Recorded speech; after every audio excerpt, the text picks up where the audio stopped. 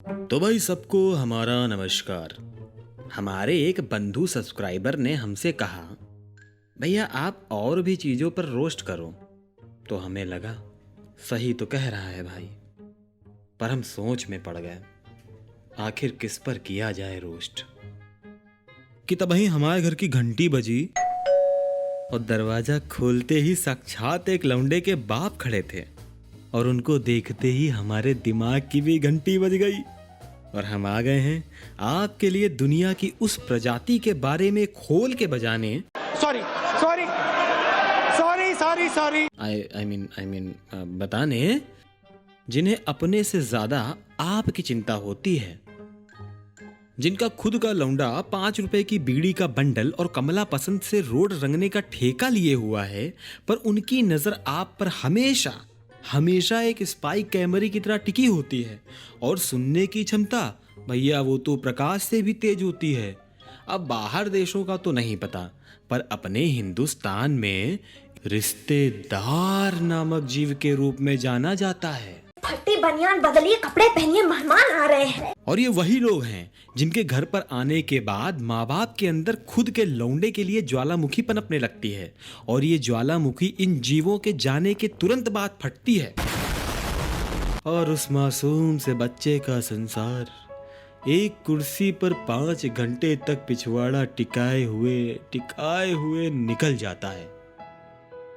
और यही नहीं, इस प्रजाति में कुछ जीव ऐसे भी होते हैं जो अपने सामने ही ज्वालामुखी फटने का इंतजार करते हैं और उसके बाद जब ज्वालामुखी फटता है तो आपको बचाने का भरपूर नाटक भी करते हैं।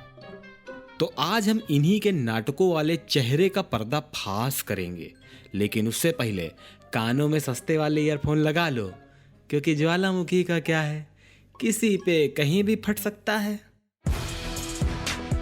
इन जीवों का सबसे पहला चेहरा।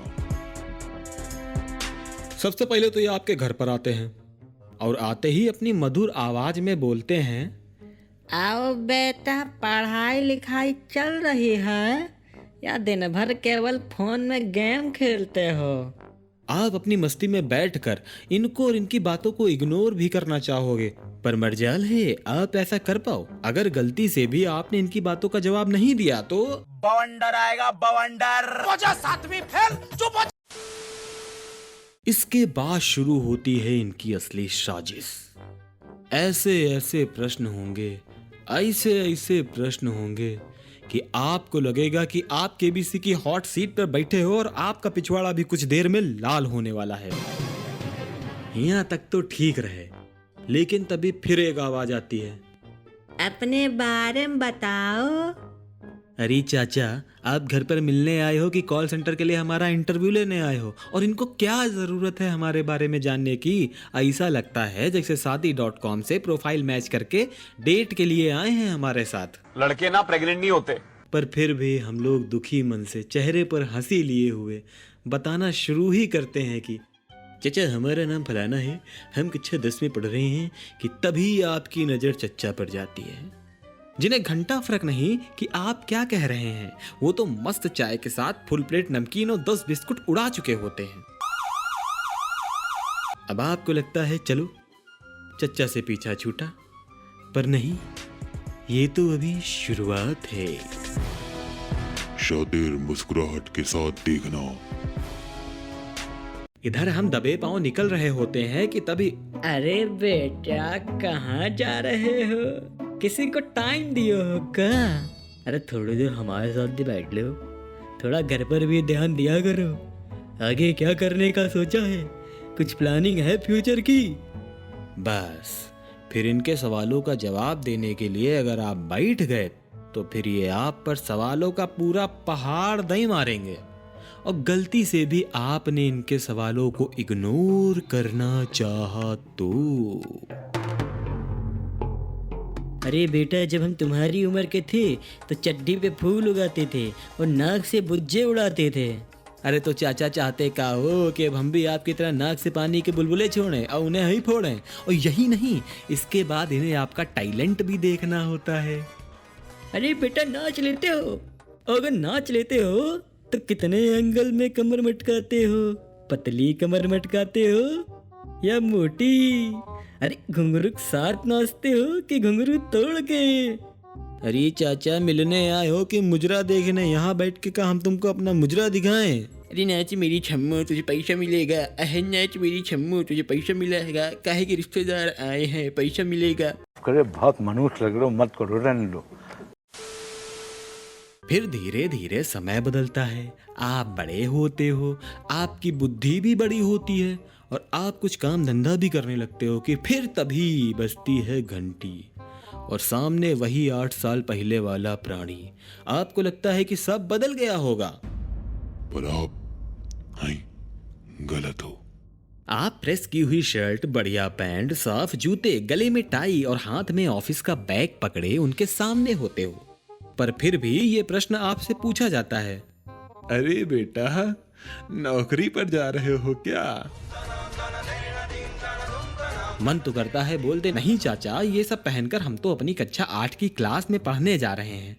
पर फिर भी आप अपना मन मसोच के एक प्यारी सी मुस्कुराहट के साथ बोलते हो, जी जी अंकल जी। और उसके बाद फिर वही प्रश्नों का प्रहार। क्या करते हो? कितना कमा लेते हो? सरकारी हो? इसमें कोई आगे स्कोप है? अरे चाचा इतने प्रश्न अगर आपने अपने बच्चे से पूछ लिया होता तो वो आज घर में बैठकर मम्मी के मोबाइल पर कैंडी क्रश गेम ना खेल रहा होता। और उसके बाद आपने अपनी जॉब के बारे में बताना शुरू किया तो वो उसके बारे में इतना पूछेंगे कि जैसे उन्हें सब पता हो, जबकि उन्हें घंटा नहीं पता होता है। और आपकी सारी बातें सुनने के बाद जो उन्हें समझ में कुछो नहीं आई होती हैं, पर ये जरूर बोलेंगे, चलो ठीक है पर कोनो अच्छा कोर्स तो कर लेते।